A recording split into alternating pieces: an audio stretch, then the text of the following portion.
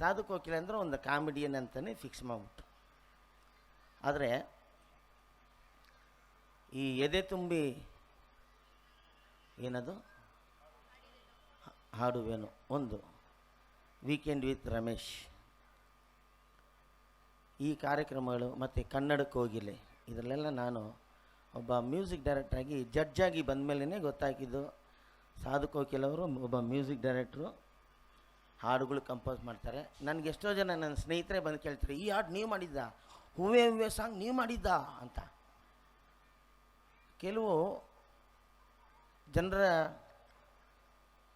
ಮುಂದೆ ಬರೋದೇ ಇಲ್ಲ, ಹಂಗೆ ಮುಚ್ಚೋಗುತ್ತೆ ಕೆಲವೆಲ್ಲನೂ. ಮುಖ್ಯವಾಗಿ ಬೇಕಾಗಿರೋದು ಪ್ರೋತ್ಸಾಹ.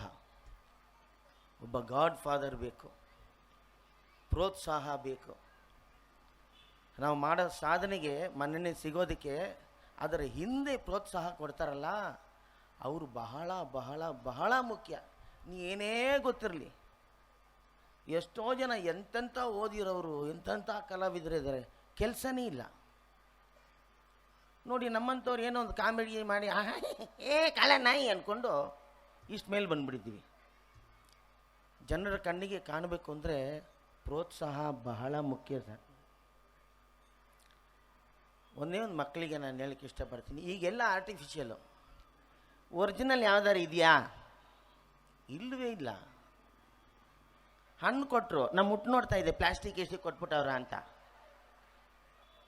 ಅದು ಒಂದು ಒರಿಜಿನಲ್ಲು. ಬಟ್ ಅದಕ್ಕೂ ಇಂಜೆಕ್ಷನ್ ಮಾಡಿಬಿಟ್ಟಿರ್ತಾರೆ. ಈ ಪರಂಗಿ ಹಣ್ಣು ಅಷ್ಟು ಸ್ವೀಟ್ ಇರಲ್ಲ, ಅದನ್ನು ಮರದಲ್ಲೇ ಅದಕ್ಕೆ ಸೂಜಿ ಚುಚ್ಚಿ ಸ್ವೀಟ್ ಮಾಡಿಬಿಡೋದು. ಈ ಕೋಳಿ ದಪ್ಪಾಗಲಿ ಅಂತ ಹಿಂದೆ ಚುಚ್ಚಿಬಿಡೋದು, ಅದೇನೋ ಸ್ಟೆರಾಯ್ಡ್ ಏನೋ. ಆಮೇಲೆ ಈ ಗಿಡ ಕೊಟ್ಟರು, ಒರಿಜಿನಲ್ ಅದು ಅಲ್ಲ ಸರ್? ಇಲ್ವಂತೆ. ನಾನು ಹೇಳಿಲ್ವಾ, ಆ ಜೀವನಕ್ಕೆ ನಾವು ಅಡ್ಜಸ್ಟ್ ಆಗೋಗ್ಬಿಟ್ಟಿದ್ವಿ.